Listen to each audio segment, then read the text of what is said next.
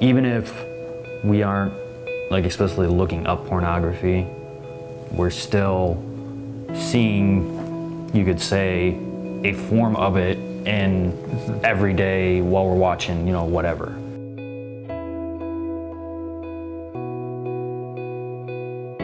I think that's even more like potentially dangerous to say than just seeing, because like there's so many subliminal messages that are like being portrayed or being sent out through the media, like I was saying before. A kid is gonna watch a program, maybe it's not a bad program, but you know, there's an advertisement on there that's gonna portray a woman sexually, and it's gonna look like it's an okay thing. It kind of gives you like a stepladder into pornography. It's not, because then it's not that shocking when you come across it, because you're kind of worked up to that point without even realizing it.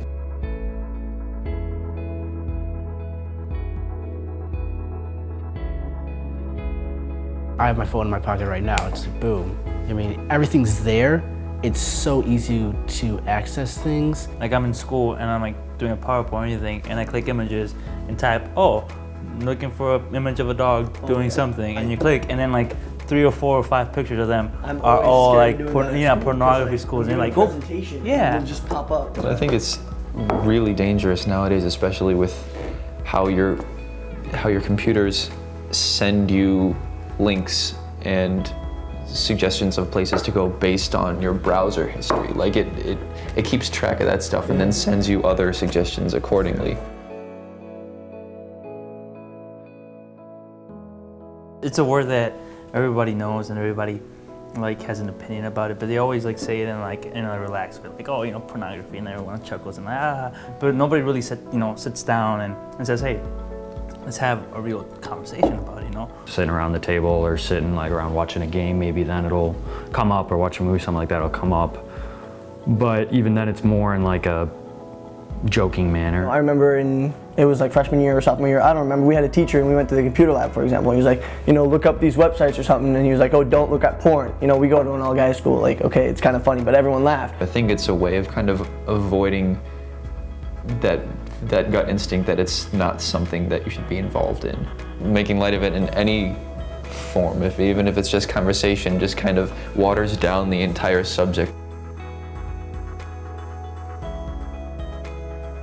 Practically every single conversation it comes up, at least sex comes up at least once.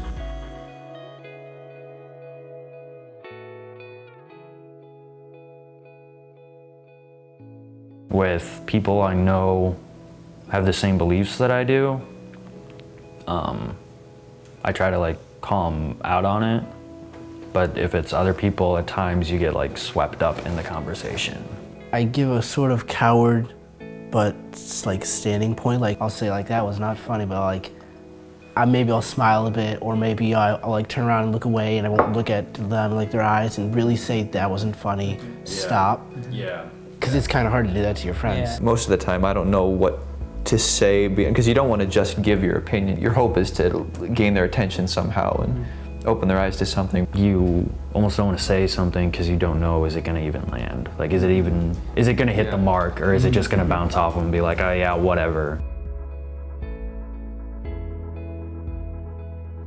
Everyone wants love. Everyone, you know, no matter how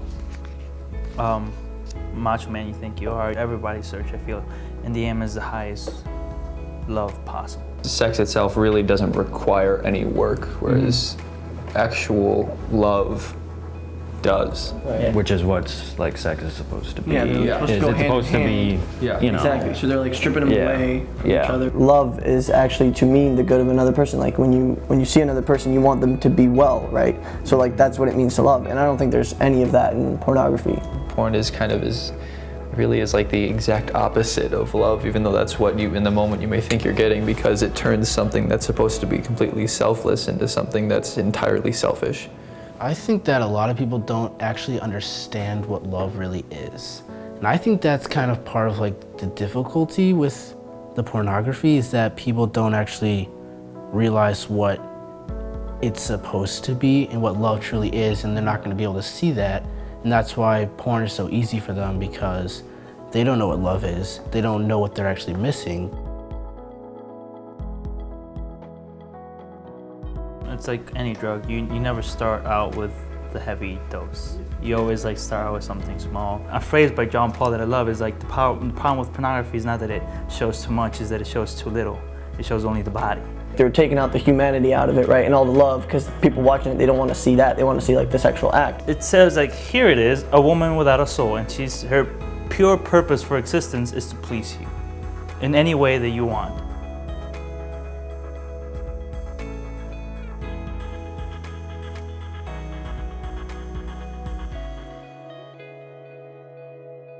It turns women into objects and it turns them into body parts. Even if they're someone that they really love and they actually need in their life, I think it'll still like affect their mentality of how they view the other person, just because they're addicted to something that's just for their own pleasure. Come here and we'll give you the good stuff without any of the bad, of the complicated stuff. Yeah.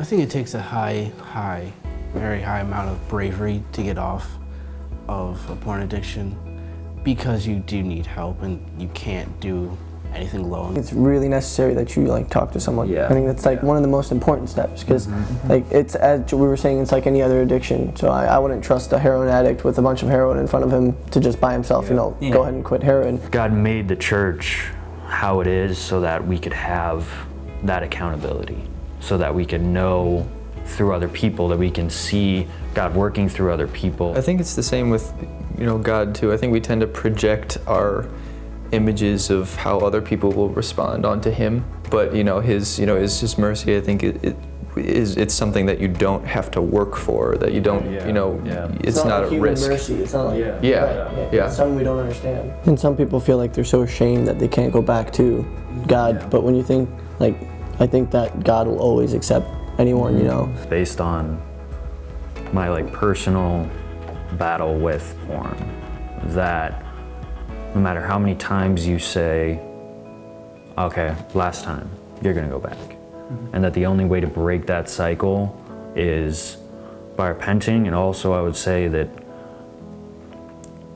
if there are Christian people and followers of Christ in your life, you need to talk to them about it. And because of God's mercy, He just took all the want over the time that I needed to break that addiction. Right after that is when I realized the good fruit that God was going to use me for.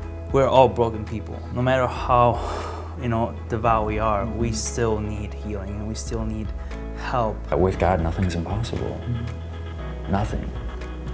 Okay, we can overcome any sin. We can overcome any sin, any struggle, any tribulation when we put our faith and trust in God. We can overcome anything. You're more than just body parts. You're a daughter of God. And because of that, you were made in His eyes to be like Him. You're made in His likeness. It is more important to know how God views you than how the guy down the hall does. The way that God sees you, the degree to which He loves you is just, completely unfathomable. And I guess I would just want to make a personal promise as a man of God to do my very best to look at you that way and to treat you as such, the way that God sees you, because, no man who really loves you would want to do anything less. Yeah.